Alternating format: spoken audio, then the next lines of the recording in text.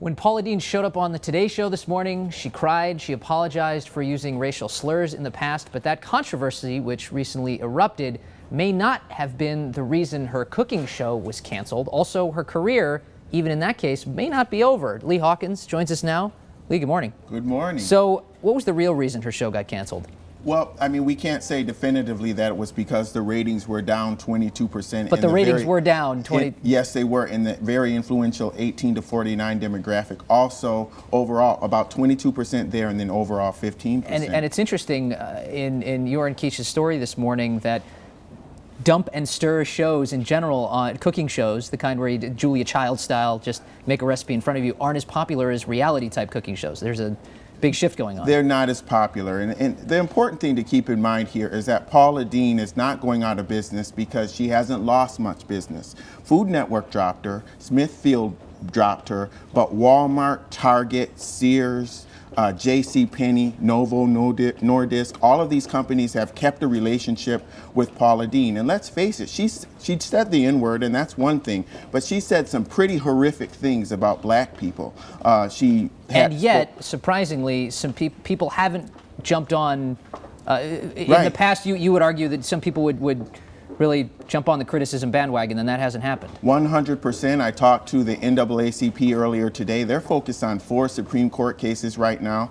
They're not going to really pursue this. Jesse Jackson was on with Aaron Burnett on CNN saying that he thought that she should be forgiven. What's changed? Why this new approach? I think it's because if you remember Obama's 45-minute speech that he gave on race when he was being elected. His grandmother. His first one, right. And there was a point where he said, I'm going to talk about it now and then I'm not going to talk about it anymore. That was a historic moment in race politics. It was a shift from confrontation politics that we saw with Martin Luther King, Malcolm X, and then Al Sharpton and Jesse Jackson, to collaboration. And now to de-emphasize race is really an issue. If you look at Imus and Vic, those are two people that went Don through Imus and Nappy-Headed Hose was his line. Right, and Michael Vick, the dog fighting. Both of those people had activist groups fighting to get ads pulled and to get endorsements pulled.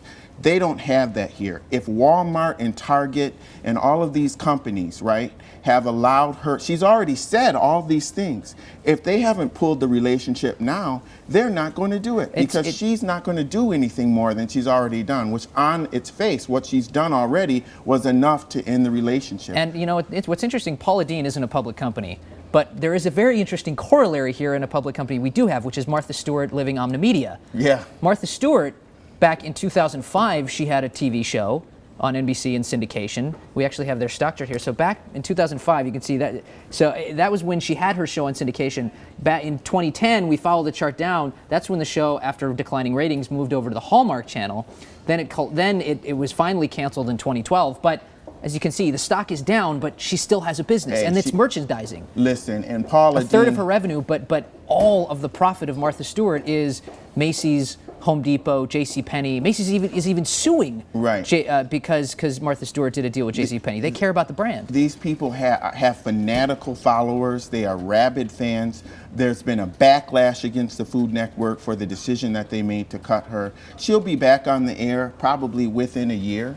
And when you look at the strategy and the way she's handled it, she hasn't handled the crisis management very well, but I don't think that's going to hurt her. I think right now her strategy is going to be to lay low and to not talk. And when you think about it, isn't that the best thing that she could do right now? Because wasn't talking what got her in trouble in the first place? Fascinating segment. Thank you. Thank you, Lee. Appreciate you coming on. Thanks.